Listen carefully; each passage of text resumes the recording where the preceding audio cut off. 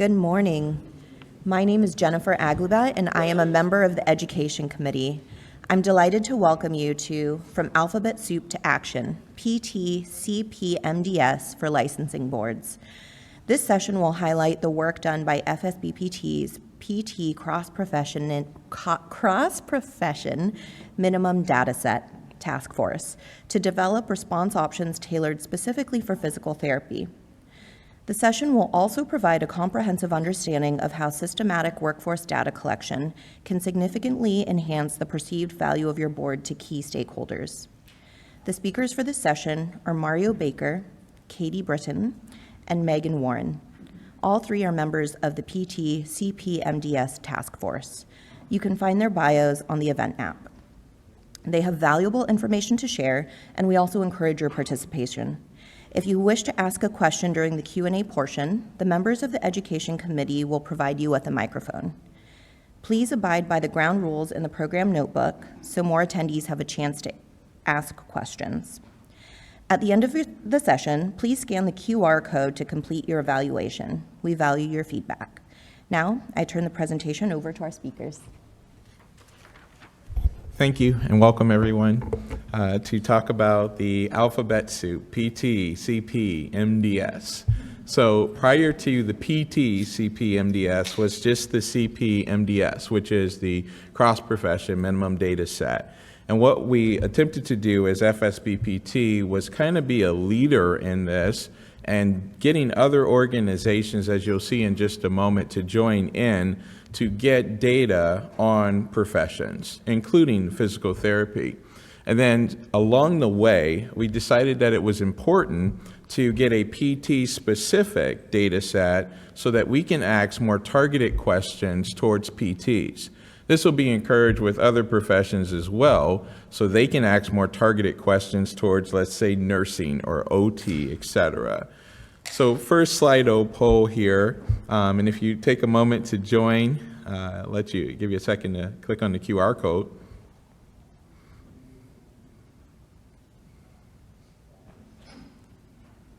Okay. All right. Are you collecting workforce data as part of your license renewal? Yes.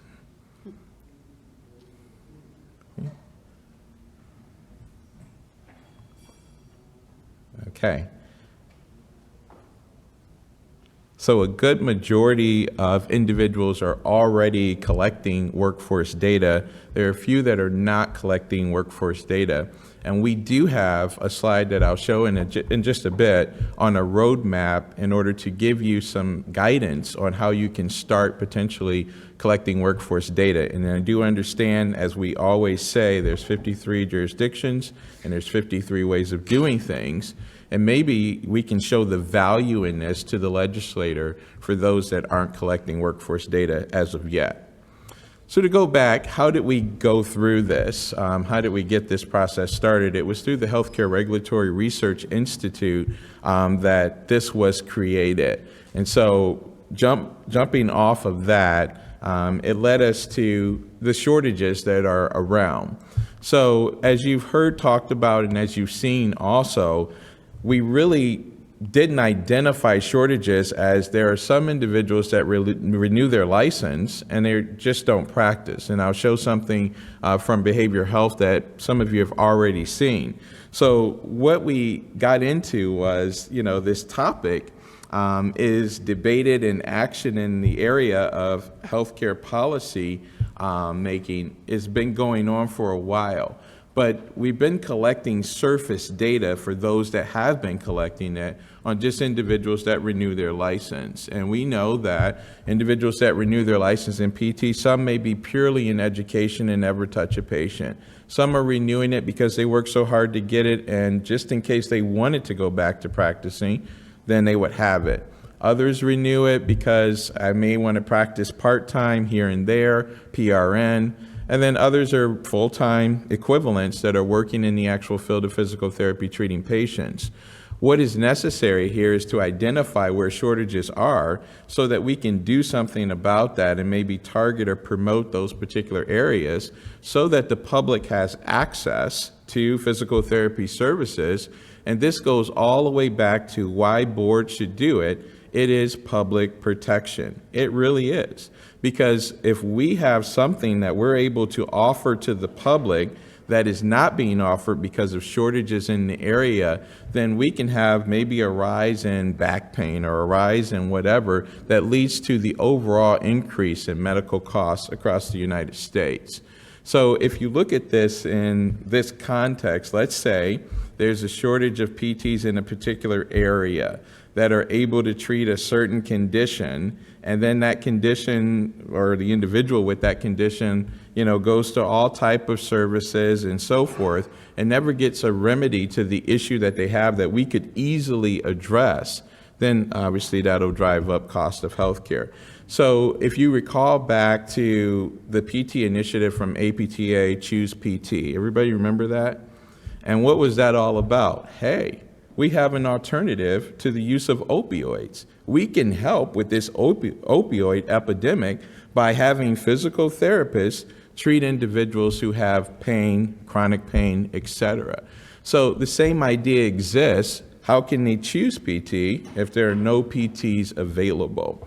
So we also looked at how the workforce was really stretched during the pandemic, okay, where there was a huge degree of burnout, and there was an exodus from the field of physical therapy from many professionals, some being PTAs, some being physical therapists, because of the pure burnout that they were experiencing during the pandemic. And in addition to that, the information that policymakers are seeking, and they find it very valuable to know about where healthcare workers are in their particular state, we can provide that information for them if we collect this workforce data. And then professional associations with limited amount of data may be able to use this information for sustainability purposes. So when we look at workforce data collection as a regulatory issue, well, first of all, number one, we have to look at states regulate healthcare, occupations in order to safeguard the welfare of their constituents. So we regulate this, and we're already looking at, making sure that everyone is practicing appropriately so that the public is getting good outcomes. Well, we need to know how many people are doing that, and if these individuals may be overextended because of shortages. Also, all licensees are going to need to maintain their license through a regulatory board. So as I stated earlier, some of us are already collecting surface data that I'll mention on the next slide here, but can we go a little bit deeper in what we're collecting without it seeming to be too invasive to the license holder and get meaningful data out of that in order to make meaningful decisions? And then state legislatures' renewal periods offer a unique opportunity in order to gather this data. We renew in Ohio every 2 years, and it offers a unique opportunity every couple of years to get updates on where the workforce is, because it could change substantially in a couple of years. So we're not just taking it once and then leaving it alone. If we collect this on a regular basis, we continue to have our hand on the pulse of where workforce is in the area of physical therapy, and then hopefully beyond physical therapy. And then currently no other governmental or private sector process offers this opportunity. Because of our renewals on a regular basis, we can get this on a regular basis, better than any other institution.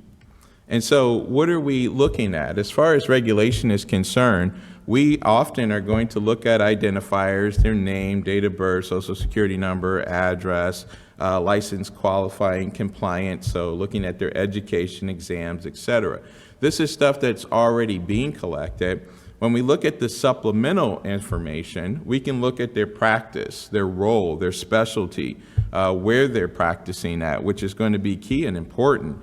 The hours that they're practicing, are they full-time, are they part-time? Participation in the employment plans and also population served and also service provided for those individuals. We can also look at employment arrangements and future plans, which is very important. Do you plan to retire in a couple of years, or are you planning on staying in the field of physical therapy?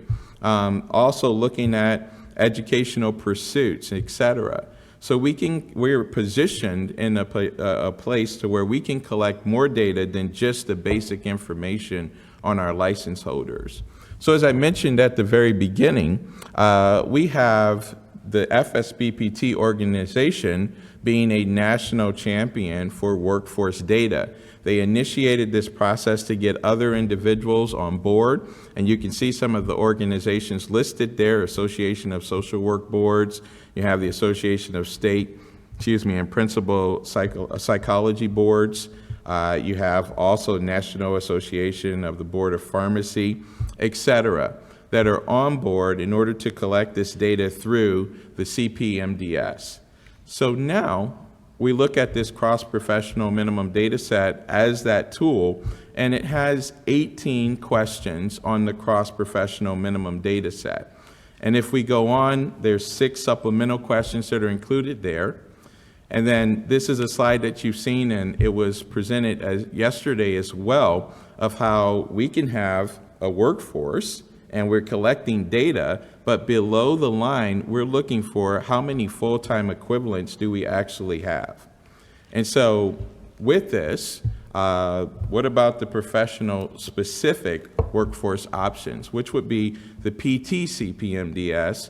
And we started to form that, and I'm going to give you access to those questions in just a moment.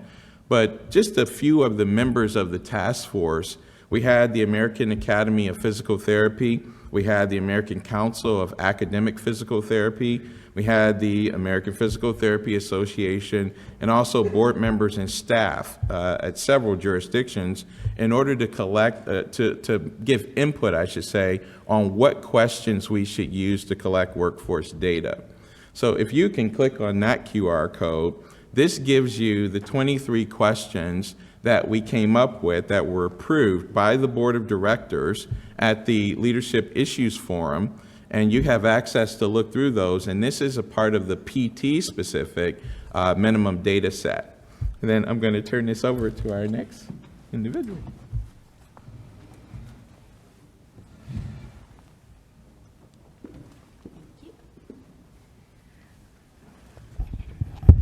Hi, everyone. I'm Megan Warren, and I am going to move forward. And I'm going to talk about how one state, the great state of Arizona, used some workforce data. And this was a report we did from our 2020 renewal data. And so this was the kind of details of the methods, and all of the results were presented at a previous FSBPT meeting. So I'm not going to get into those, although there will be a code for you to take a look at the full report. And let me go back and say that how I came to this FSBPT committee was based on the work we did in Arizona.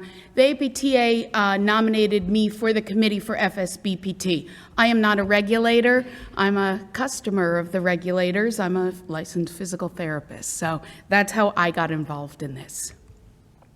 So in Arizona, let me take you back to February 2021. We all had a lot of time at home on our hands.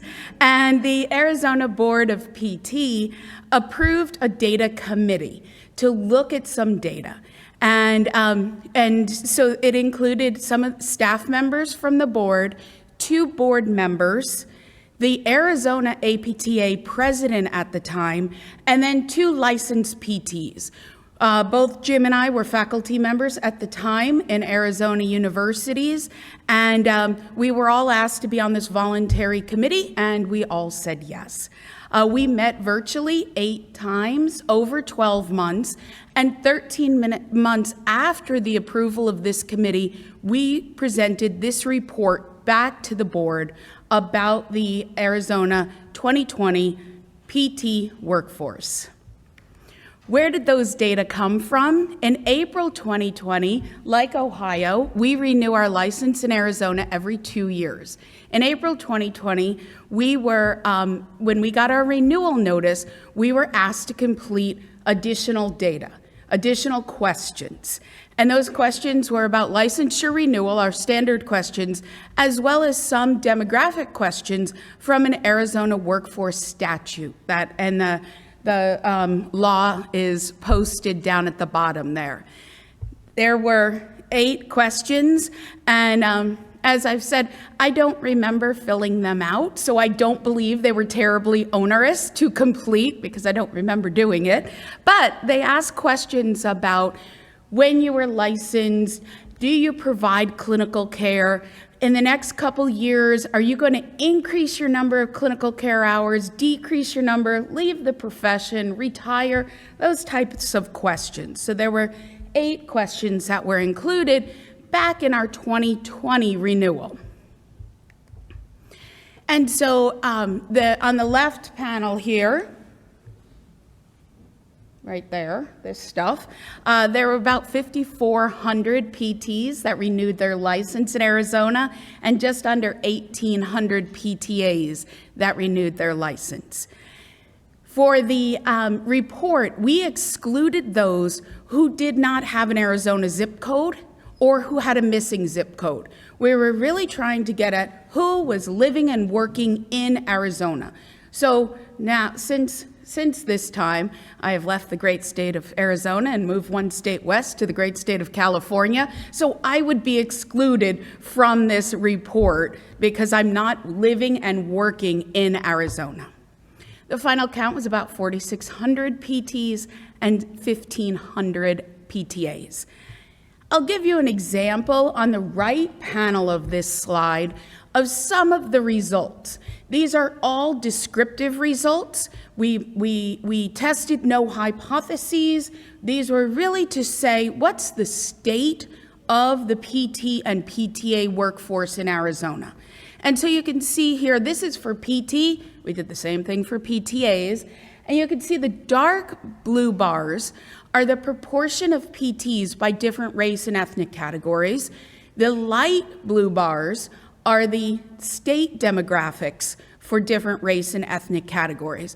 So you can see, looking at these, and there is a reason that white is over here because it blows off our axis. So you can see that PTs are a much higher proportion relative to the state population for white and Asian. And then if you look at the Latina, the proportion of PTs relative to the state population, there's a huge disparity there. Again, we're not testing any hypotheses, we're describing the state of the state.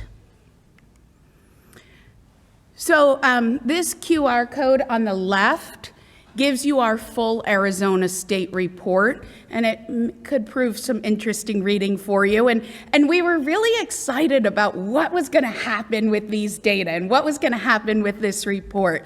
It was submitted to the board in March. In May, it was posted on the website.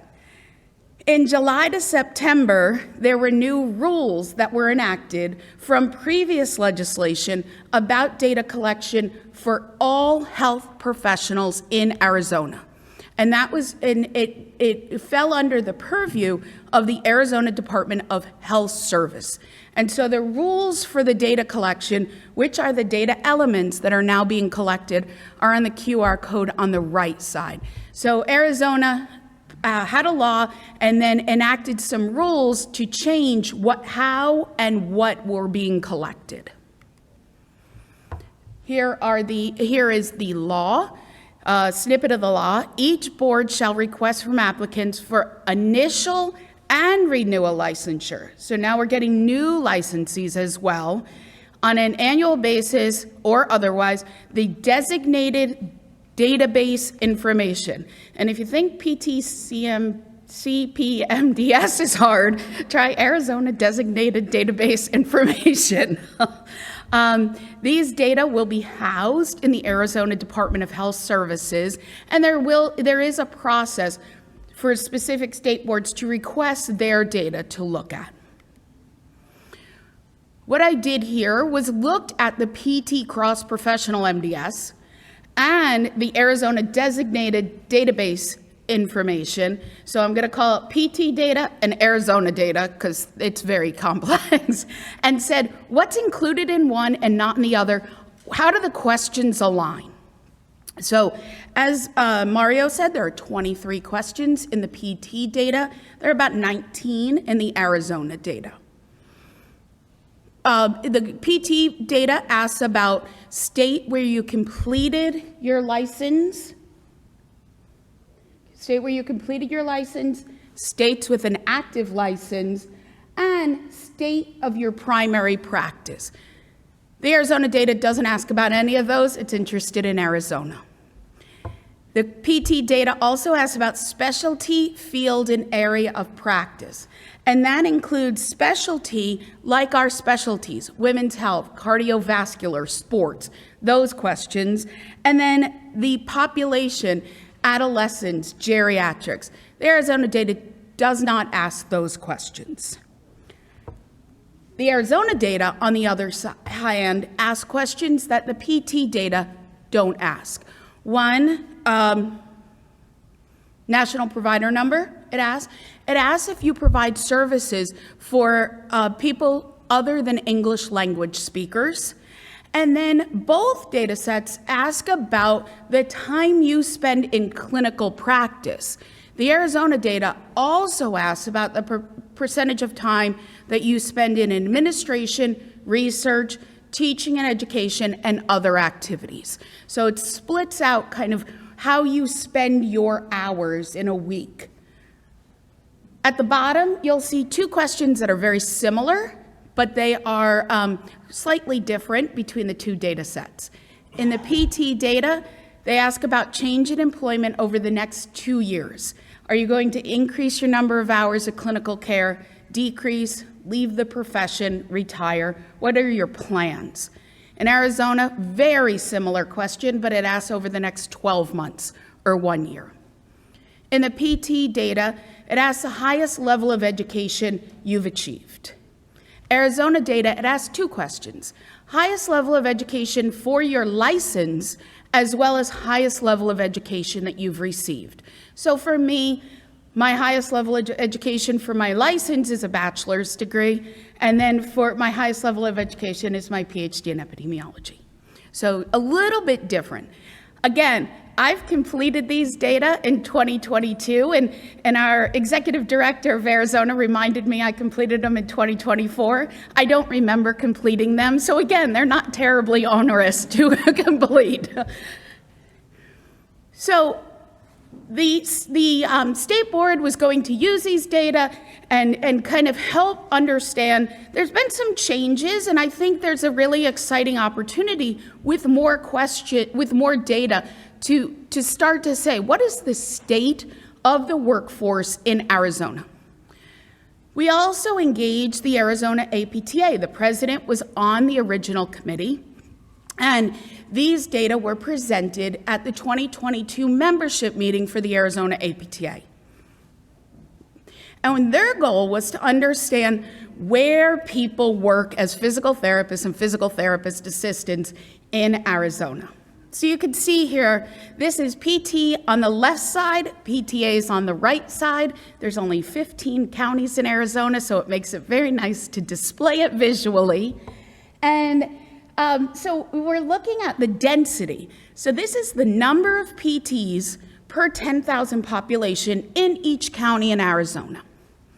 The orange or rust color right here is the highest density of PTs in the state of Arizona, and that is a fairly not densely populated county of Coconino County. The thing about Coconino County, the beautiful city of Flagstaff, Arizona, my previous home is there. There's also a very large PT program in Coconino County. The purple are the next highest for PTs. Maricopa County is our population center of Phoenix, and there's several programs in Phoenix. And then down here, kind of this corridor here, this is Pima County where Tucson is, another large population center. For PT assistants, on the right panel, you can see northwestern Arizona is the highest density of PT assistants. And in following what I told you for PTs, Mojave County has a large PTA program there. You can also see that we are not very dense in Arizona in PTAs, with the yellow and the red, which are the lower density. And for PTs, that eastern border over by New Mexico, there aren't a lot of PTs relative to the population compared to the rest of the state. But how do these compare with national data? So the Arizona APTA also looked to say, how do we compare? How does Arizona compare with everybody else? The top line of this table is the data that I just shared with you. This is for overall the state. 39 PTs per 100,000 population, 15 PTAs per 100,000 population. The APTA put out a workforce report, and you can see the numbers for Arizona there. They're slightly different, but again, we excluded people with an Arizona zip code, or people that didn't have an Arizona zip code. And when we were looking at who was working in Arizona by density, we excluded people that weren't doing clinical care. So people that were academic or administrators only, they were not included because they are not treating patients in the community. We think that probably accounts for the slight differences. You can also see that Arizona's density of PTs and PTAs is markedly lower than the average for the US.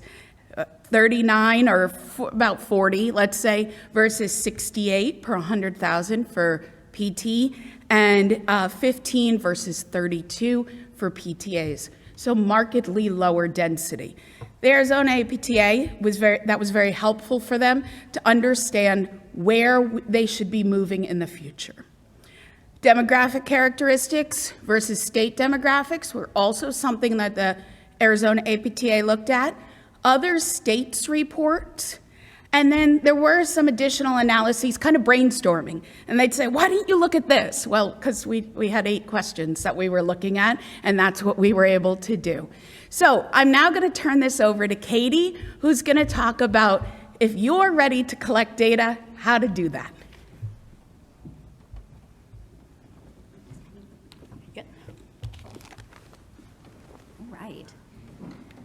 So a big thank you to both Megan and Mario for laying a foundation for us to help to realize that bringing workforce data into our respective states not only has value, but there is also a pathway forward that can help each of you take this concept from big and overwhelming to actionable. So the obvious next question is, are you guys ready for action, right? And if you're ready for action, let's get ready to bring workforce data to your state. Now, these next slides are for you, regardless of if you're starting from scratch, which it looks like maybe some of you are, or if you're already collecting data and you're considering additional standardization to your current data. So we wanted to take a moment to discuss both barriers and opportunities that you might experience in the process. So starting with opportunities. As stated previously, and as we all are aware, don't need to go into detail about this, better data is simply better, right? So the CPMDS is designed to serve as a framework for standardizing data collection across various health professions for the purpose of supporting within and between profession comparison and analysis. The output of any comparison and analysis is only as good as the data that's utilized to create those outputs. So why would the output of this data collection be useful, and what would you use it for? So to build on what Megan mentioned in Arizona, workforce data is widely seen as essential to inform policy, programs, legislative efforts, and even research. So some examples from other states.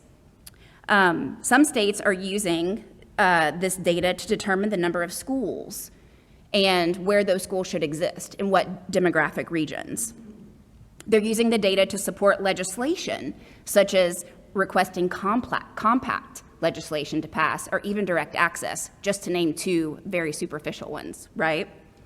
Workforce demand and availability analysis, which can be tied directly to some very important things, such as access to care and even healthcare outcomes in your state.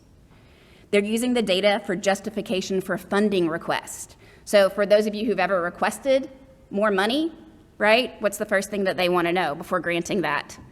Show me the data. Let's analyze the data before ever considering that request. Other states are using this data to help your board with resources in terms of allocation and budgeting relative to the number of licensees in your state, and so much more.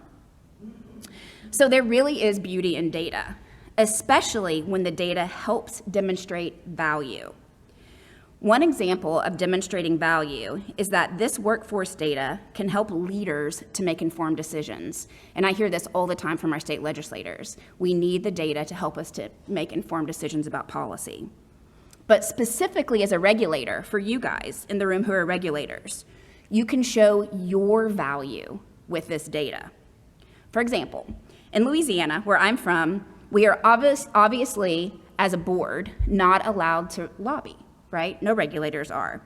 But we are required to provide information to the government with data on the state of physical therapy. So being able to provide meaningful data that only we can collect because we have 100% of the sample size, right, is hugely valuable in providing our worth in an environment of deregulation. So also, there is an opportunity in that there is momentum here.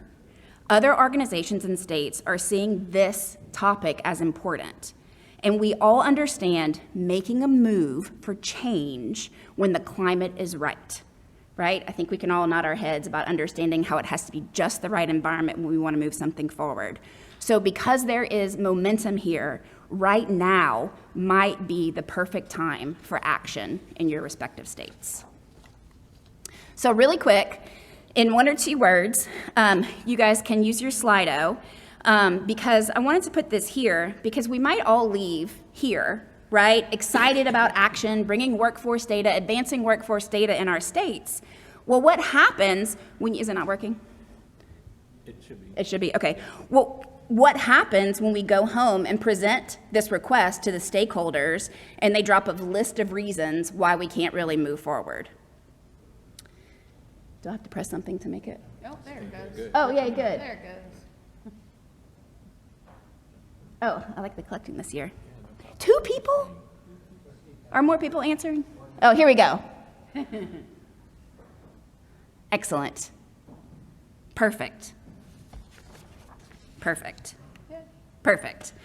So, a lot of what you guys put up are on this slide, right? So this slide are some of the top barriers that are reported by other states and other professions who've encountered barriers on this topic. So first, right, this is the big one, I saw it on the slide.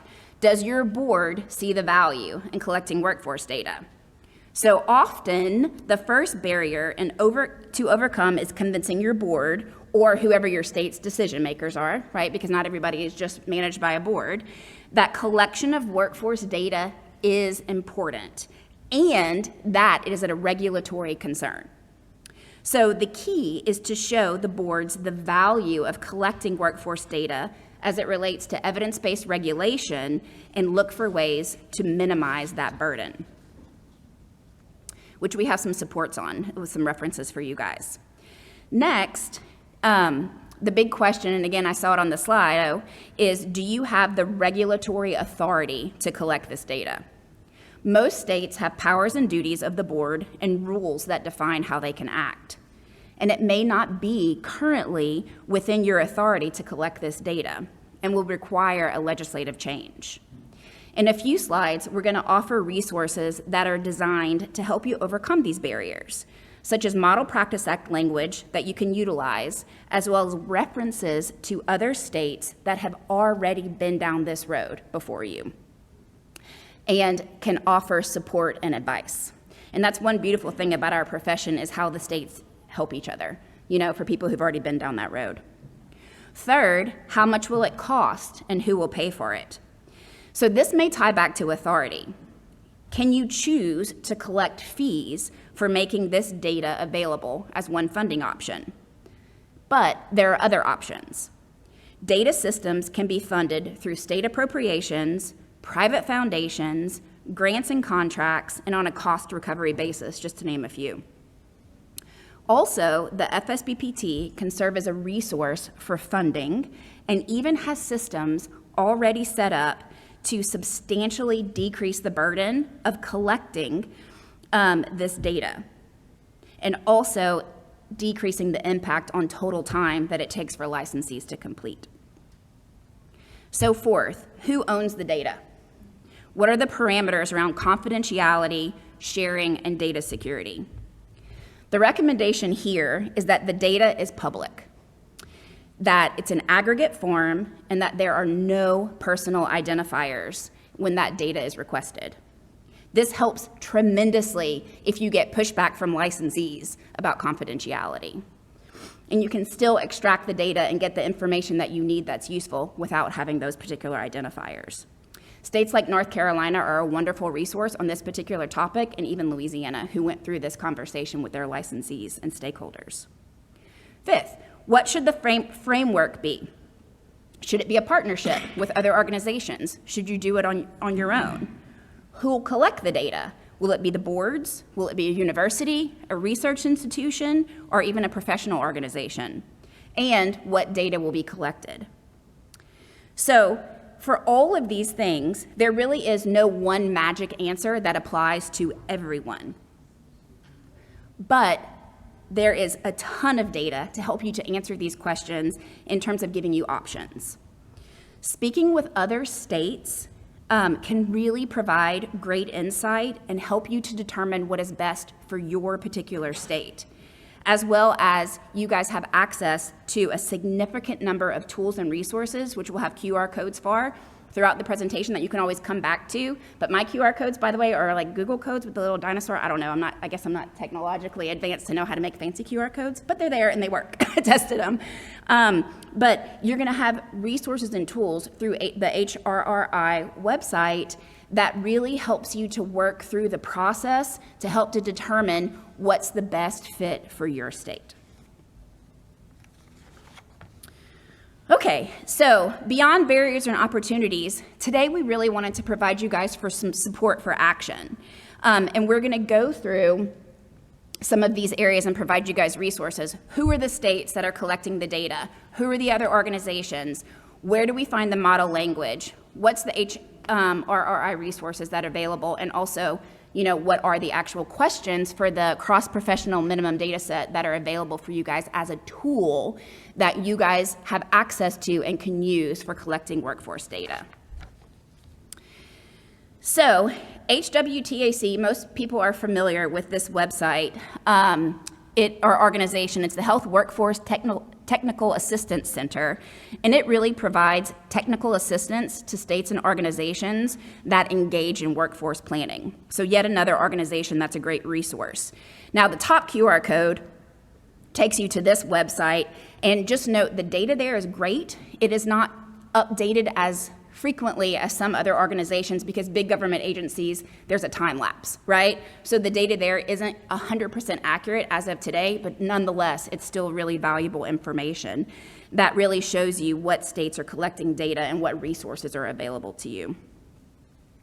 On your left are a list of states that are currently collecting workforce data specific for physical therapy. And if you utilize the bottom QR code, which will take you to FSBPT's website, it will take you to several of these workforce reports for these individual states that you can read about what's happening in each individual state and maybe find a state of somebody that is similar to your state that you may want to have a conversation with. Of note, Louisiana is on the list, but it does not have a workforce report on FSBPT's website. But if you go to the Louisiana Board's website, you can find information on workforce for Louisiana. With respect to other organizations, you're going to see lots of references in these slides to HRRI resources and also FSBPT resources. But I wanted to note that on the last slide, the HWTAC, those resources will also clue you in to other professions that are collecting workforce data. So OTs, NPs, MDs, social workers, dentists, hygienists, there's a ton of people who are already collecting data on this. That can also be more people that you can talk to in order to have some conversations in terms of deciding what you need to do in your state. This is a repeat of Mario's slide. Just wanted to reiterate that there are organizations that are out there. So there are lots of people who are engaging in these conversations, and they truly do serve as a resource for you to help you to move forward in your own state. When the question comes up, do I have the authority to collect this data? Many of you, as mentioned before, it would require a legislative change, right, for you to have that authority. The resource available for you here are not only the other states who've been down this road before you, but also FSBPT has drafted language in the Model Practice Act as a really great starting point for you to look at, so that QR code will take you there. I want to reiterate that legislative changes are hard, right? They can be really hard. But there's momentum here, right? There's definitely momentum, not just in PT, but across the country. And so largely, the environment is right for providing a supportive opportunity for you to make a change. And I really do encourage you to grab those individuals from other states that are here this weekend and initiate those conversations with those individuals. This document, again, sorry for my little dinosaur QR code, but this document is pure gold if you haven't looked at it. So it addresses every question that I have raised throughout this presentation and literally walks you through the process step by step. It'll help you to critically think about your own state to determine the best path forward, all while supplying you even more resources and references.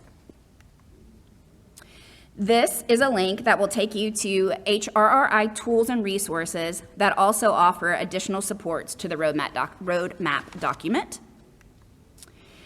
This is the link, you guys already clicked on it, that Mario gave you earlier, that takes you to the actual data for you to review. But I want to add one more piece to that. So on the HRRI website, you're also going to find not only the questions, but detailed commentary on each question, right? You'll also see FAQs that'll support you when you go and have conversations with other stakeholders and even for your own analysis. All right, my last thing is one last motivator, right? Because we're all about action today. So if you guys are anything like me, I get all excited whenever I come to a conference and I have an idea that I think is really great, and I know that I'm going to go home and remember all the details to be able to put it into action, right? And then when it comes down to actually putting the pen on the paper, I'm like, wait, I forgot exactly what I need to be doing to move it forward. So I wanted to provide you with one more resource that I think is very cool. It's a link to the Arizona Healthcare Workforce website. And what I love about this is it basically lists out current healthcare workforce initiatives in the state of Arizona that clearly would require workforce data to inform these initiatives. So it's not that it's specific to PT, but I thought maybe this list could inspire some creative thinking among you guys that'll help you to think of opportunities that might be worthwhile to create in your state and really support you to help getting forward and getting some momentum in your own state. Because the end point is that it's not just about data collection, but it's also about what we do with it.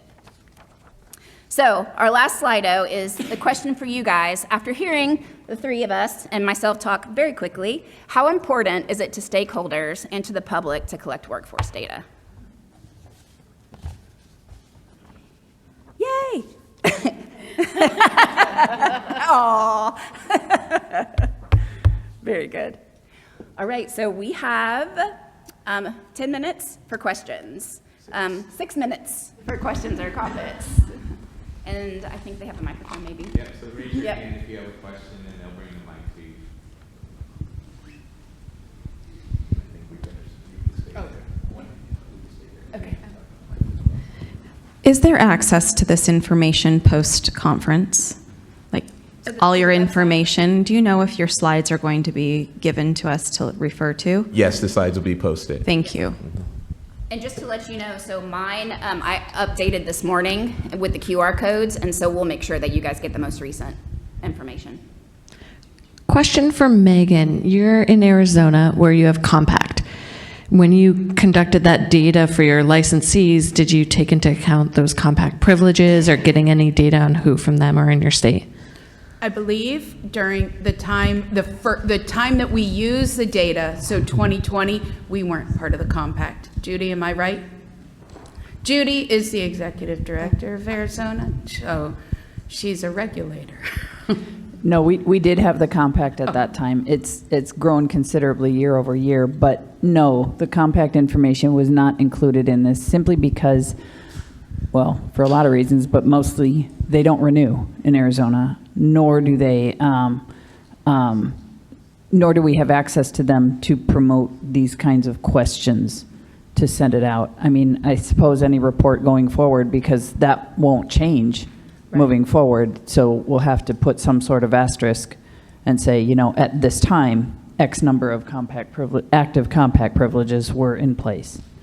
And then, but on the flip side, if people had an Arizona license and through compact were working somewhere else, they would not have been included because we asked the zip code of where they worked.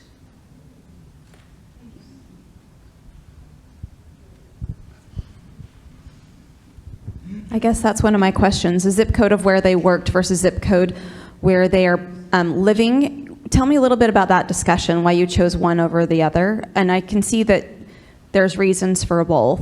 Yeah, we chose a zip code of where they worked for just that reason, that people may have a permanent address, you know, and I think two of us brought up in the discussion, when I was a traveler, my permanent address was New York, where my parents lived.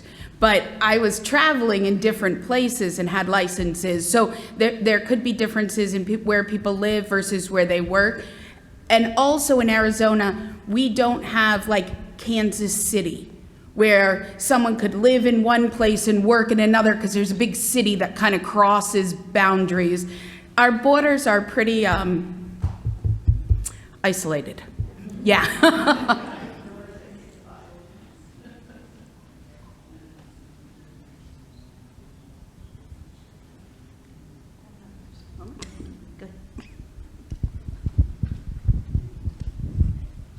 With the questions you've asked so far, are there questions you wished you would have asked that you didn't collect? Yeah, initially, in our first 8 questions, we didn't ask sex. So we had race and ethnicity, but we didn't have sex. That would have been, you know, interesting to know, to help describe the demographics. I think, you know, one thing we had to make some decisions about from the 2020 data were the people like myself who I worked more than 20 hours a week. I did some clinical care, but my main goal, my main role was in academics and in research and teaching. And so I think the new questions that will ask about the percentage of time that you do each of these things. So that will really help understand kind of FTEs that Mario presented from the behavioral health, what FTEs are available. So I think that would be helpful. And then in the Arizona data, the new Arizona data, for PAs, MDs, and NPs, they ask if they provide primary care. And they ask it of those 3 groups. It would be nice if there was something we could ask to get at what type of care PTs are providing. But again, it has to be something that can be applicable to a lot of health professions. And I just want to throw in really quickly, that there's a ton of questions about the questions, and it's a thought-provoking process. And so the resources on the HRR website that I mentioned, that not only has the cross-professional minimum data set questions, but also talks through the questions, why the questions are asked, helps to answer some of those I'm having thoughts about what questions should be asked. Super valuable, super helpful. A lot of work's been done on the topic.